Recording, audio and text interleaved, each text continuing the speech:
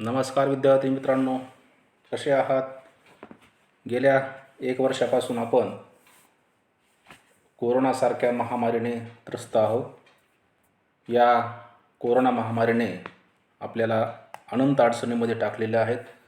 आपल्या आजूबाजूची माणसे दिसेनाशी झालेली आहेत. अशाही परिस्थितीमध्ये आपल्याला शिक्षण थांबवता येत नाही. शिक्षण पूर्ण व्हावं यासाठी काही पर्याय आपल्यासमोर आलेले आहेत. त्यापैकी ऑनलाईन शिक्षण हा एक पर्याय आपल्यासमोर आलेला आहे आणि गेल्या 1 वर्षापासून आपण ऑनलाईन पद्धतीनं आपला अभ्यासक्रम पूर्ण करत आहोत. विद्यार्थी मित्रांनो, BA प्रथम वर्ष SL द्वितीय भाषा मराठी ज्या अभ्यासपत्रिकेचं नाव आहे गद्य पद्य व उपयोजित मराठी, या अभ्यासपत्रिकेमध्ये आपल्याला साधारणतः 6 गद्य म्हणजे धडे, त्यानंतर 11 कविता आणि 4 उपयोजित घटक आपल्याला अभ्यासायचे आहे. आपण क्रमाक्रमाने ते अभ्यासणार आहोतच. सुरुवातीला आपण जो गद्य आहेत त्या गद्याचा अभ्यास करणार आहोत. त्या गद्याचं नाव आहे शेवटचे कीर्तन, जो की संत गाडगेबाबा यांनी तो लिहिलेला आहे. संत गाडगेबाबा यांचा जन्म 1876 व मृत्यू 1956 झाला. संत गाडगेबाबा एक थोर आधुनिक मराठी संत होते. त्याचप्रमाणे ते समाजसुधारकही होते. त्यांचा जन्म शेवगाव अमरावती या ठिकाणी झालेला आहे. त्यांच्या वडिलांचं नाव झिंगराजी होते आणि आईचं नाव सखुबाई होते. म्हणजे त्यांचं पूर्ण नाव डेबूजी झिंगराजी जानोरकर हे होते. परंतु ते नेहमी अंगावर फाटकी गोधडी आणि हातामध्ये गाडगे ठेवत असल्यामुळे लोक त्यांना गाडगे बाबा म्हणून ओळखत असत. त्यांचा विवाह झाला, परंतु विवाहात त्यांचे मन देखील रमले नाही. घर सोडून तीर्थयात्रा, समाज निरीक्षण, समाजातील अंधश्रद्धा, अनिष्ट रूढी, चाली रीती पाहून कीर्तनाच्या माध्यमातून त्यांनी प्रबोधन आणि लोकसेवा, लोकशिक्षणाचे व्रत हाती घेतले होते. त्यांची भाषा सुबोध, सोपी व आवाक अशी होती. त्यांनी आपल्या कीर्तनामधून साधारणतः चोरी करू नये, पशुबळी देऊ नये, दारू पिऊ नये आदी नीतितत्वांची शिकवण दिलेली आहे. पंथ, जाती, धर्म यातील भेदाभेद दूर करून मानवतावादाचा उपदेश महाराष्ट्रात लोकजागृतीचे महान कार्य संत गाडगेबाबा यांनी केलेले आहे. त्यांनी धर्मशाळा बांधल्या आहेत, बहुजन व दुःखितांची सेवा केली आहे. त्याचप्रमाणे शिक्षण संस्थांना देखील त्यांनी मदत केलेली आहे. प्रस्तुतचा शेवटचे कीर्तन हा जो काही पाठ आहे, या पाठामध्ये संत गाडगेबाबा यांनी कीर्तनाच्या माध्यमातून पुरोगामी विचार मांडून समाजाला उपदेश केलेला आहे.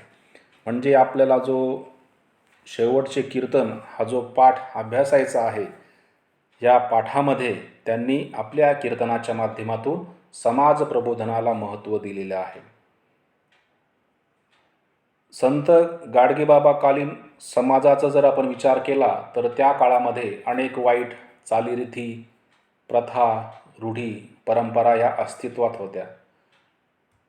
सामान्य लोक देवाच्या प्राप्तीसाठी देवाच्या पाठीमागे लागलेले होते, पण त्यांना देवाची प्राप्ती होत नव्हती, कारण ते खऱ्या अर्थानं देव त्यांना भेटत नव्हता किंवा देवाला त्यांनी ओळखलेले नव्हते. अशा परिस्थितीमध्ये हा समाज भरकटत चाललेला होता. आर्थिकदृष्ट्या या समाजाची पिळवणूक होत होती, सामाजिकदृष्ट्या या समाजाची हानी होती.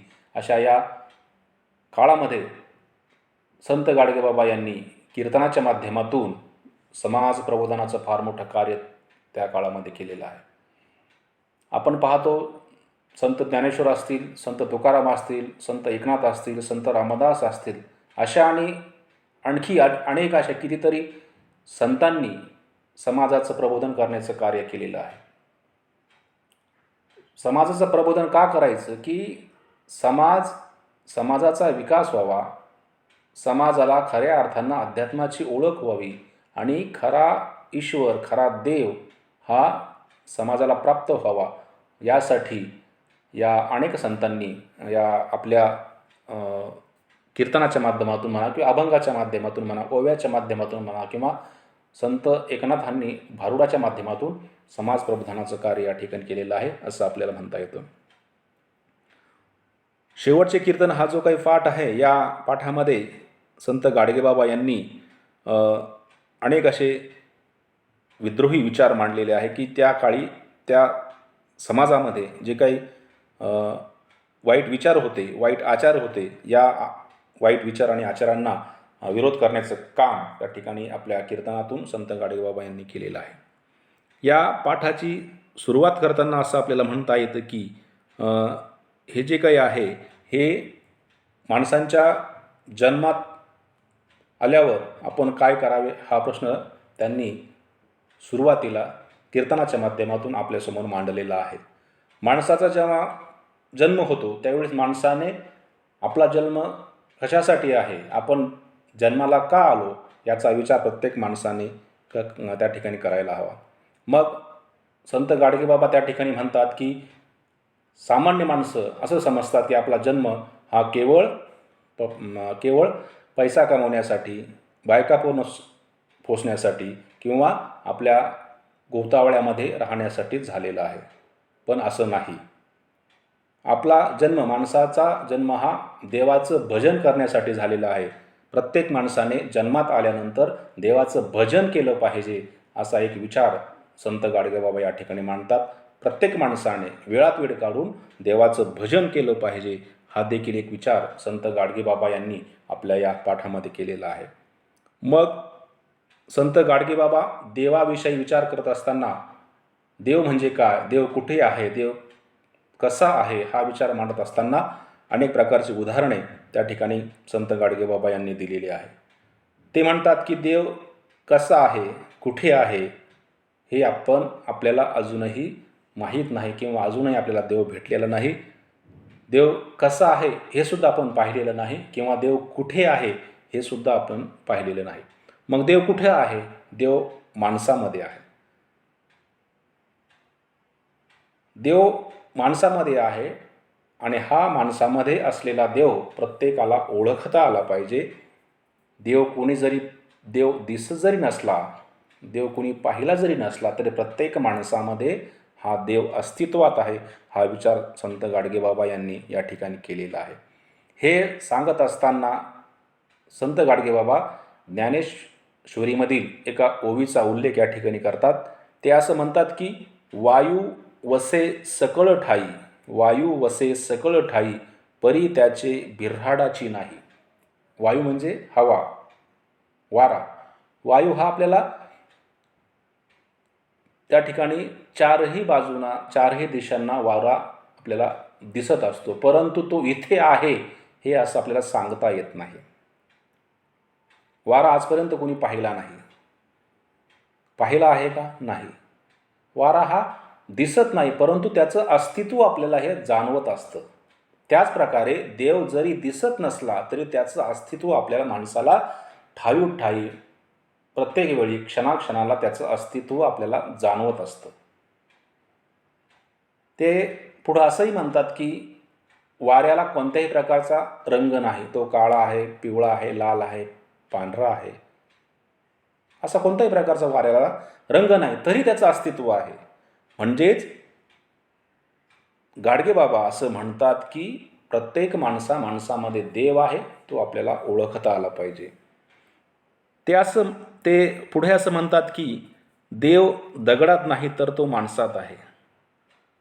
आपण असं पाहतो की प्रत्येक माणूस देवाची प्राप्ती व्हावी यासाठी अनेक प्रकारचे प्रयत्न करत असतो. आपण जर पाहिलं तर अनेक प्रकारचे तीर्थस्थानं आहेत, अनेक प्रकारचे धार्मिक स्थळं आहेत. या ठिकाणी माणूस देवाची प्राप्ती व्हावी यासाठी जात असतो. संत गाडगेबाबांना हे मान्य नाही. मुळातच दगडामध्ये देव असतो ही कल्पनाच संत गाडगेबाबांना या ठिकाणी मान्य नाही. ते असं म्हणतात की तीर्थाला जाणे म्हणजेच केवळ पैशांचा चुराडा करणे.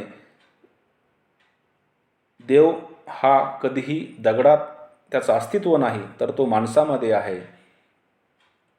ते असं म्हणतात की आपण जेव्हा तीर्थाला जातो, तीर्थाला गेल्यानंतर त्या तीर्थाचा देव कधी आपल्याला दिसत नाही किंवा तो काही आपल्याला विचारत नाही, तुम्ही कधी आलात, तुम्ही जेवण केलं का, अशा प्रकारची विचारणा त्या ठिकाणचा देव करत नाही. म्हणजेच देव हा माणसामध्ये आहे, तो दगडात नाही. अशा प्रकारचा एक विचार संत गाडगेबाबा यांनी आपल्या या कीर्तनाच्या माध्यमातून केलेला आहे. संत गाडगेबाबा असं म्हणतात की देवाची जर आपल्याला प्राप्ती करायची असेल तर माणसानं त्याचं भजन हे केलं पाहिजे.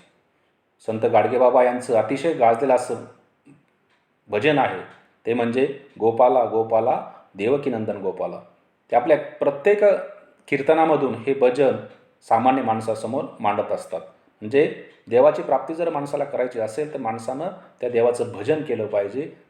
गोपाला गोपाला देवकीनंदन गोपाला अशा प्रकारचं भजन त्या ठिकाणी माणसाने केलं पाहिजे. परंतु माणूस हे भजन सहसा करत नाही, कारण त्याला भजन करण्याची लाज वाटते. कारण माणसाच्या अंगामध्ये प्रचंड अशा प्रकारचा अभिमान आहे. प्रत्येक माणसाला अभिमान हा असतो. कुणाला त्याच्या पैशाचा अभिमान असतो, कुणाला सत्तेचा अभिमान असतो, कुणाला सौंदर्याचा अभिमान आहे, कुणाला शक्तीचा अभिमान आहे. म्हणजे प्रत्येक माणसाला हा अभिमान असतो. आणि अशा प्रकारचा अभिमान जर माणसामध्ये असेल तर ह्या अभिमानी माणसाला कधीही देव प्राप्त होऊ शकत नाही. हाही एक विचार संत गाडगेबाबा आपल्या या कीर्तनामधून मांडण्याचा प्रयत्न करतात. ते असं म्हणतात की ते हे उदाहरण समजून सांगण्यासाठी संत तुकारामांच्या अभंगाचा उल्लेख करतात. संत तुकाराम म्हणतात की ज्याचा अभिमान गेला तुका म्हणे तो देव झाला. ज्या माणसाचा अभिमान गेला, ज्या माणसाला कोणत्याही प्रकारचा अभिमान नाही, असाच माणूस देव होत असतो. ज्याचा अभिमान गेला तुका म्हणे तो देव झाला. किंवा बंदे मत करना अभिमान कोई दिन उड जाएगा प्राण. म्हणजे माणसाकडे अभिमान करण्यासारखं काहीही नाही. माणसाचा प्राण माणसाच्या हातात नाही, तो कधीही त्याला सोडून जाऊ शकतो. यासाठी माणसाने कधीही अभिमान करू नये, देवाचं भजन करावं, असंही गाडगेबाबा म्हणतात. ते असं म्हणतात की हा जो अभिमान आहे, हा अभिमान श्रीमंत माणसाला फार मोठ्या प्रमाणामध्ये असतो. गरीब माणूस कधीही मोठ्या माणसाला अगदी वाकून नमस्कार करतो, परंतु मोठा माणूस गरिबाला कधीही अशा प्रकारचा वाकून नमस्कार करत नाही. कारण त्याला त्याच्या पैशाचा, त्याच्या सत्तेचा, त्याच्या सौंदर्याचा, त्याच्या बळाचा अभिमान झालेला असतो. अशा अभिमानी माणसाला कधीही देव प्राप्त होऊ शकत नाही. त्याच्या अंगी कधीही देवाचं अस्तित्व राहू शकत नाही. त्यासाठी प्रत्येक माणसाने आपला अभिमान सोडून दिला पाहिजे. ही एक विचार या ठिकाणी संत गाडगेबाबा मांडताना दिसतात. ज्याचा अंगात अभिमान नाही तो मनुष्य देव होत असतो. आपण सुरुवातीला पाहिलं की देवाची प्राप्ती माणसाला होत नाही, कारण देव हा कुठेही अस्तित्वात नाही. परंतु तो आहे तर कुठं आहे? तो आहे तर तो माणसामध्ये आहे. मग हा माणसातला देव जर शोधायचा असेल तर प्रत्येक माणसाने आपल्या अंगामध्ये असणारा जो अभिमान आहे तो अभिमान बाजूला ठेवला पाहिजे. अशा प्रकारचा अभिमान बाजूला ठेवणारा माणूसच त्याच्यामध्ये ईश्वराची प्राप्ती होऊ शकते. ज्याच्या अंगात अभिमान नाही तो मनुष्य त्या ठिकाणी देव होतो, तो देवत्वाला प्राप्त होतो. देव कुणाला दिसत नाही आणि तो दिसणारही नाही. आपण आतापर्यंत पाहिलं की देव ही जी संकल्पना आहे, ही संकल्पना अमूर्त स्वरूपामध्ये आहे. ती आजपर्यंत कुणालाही दिसलेली नाही. देव कुणाला दिसला नाही आणि तो दिसणारही नाही. याचं कारण असं आहे, आपण असं म्हणतो की मला असं स्वप्न पडलं आणि माझ्या स्वप्नामध्ये असा देव आला आणि त्याने मला असं सांगितलं. परंतु जो देव अस्तित्वातच नाही, त्याचं स्वप्न तरी आपल्याला का पडावं हे सांगत असताना संत गाडगेबाबा असं म्हणतात की चित्ती वसे ते स्वप्नी दिसे. आपण दिवसभर ज्या गोष्टीचा विचार करतो तीच गोष्ट आपल्या स्वप्नामध्ये येत असते.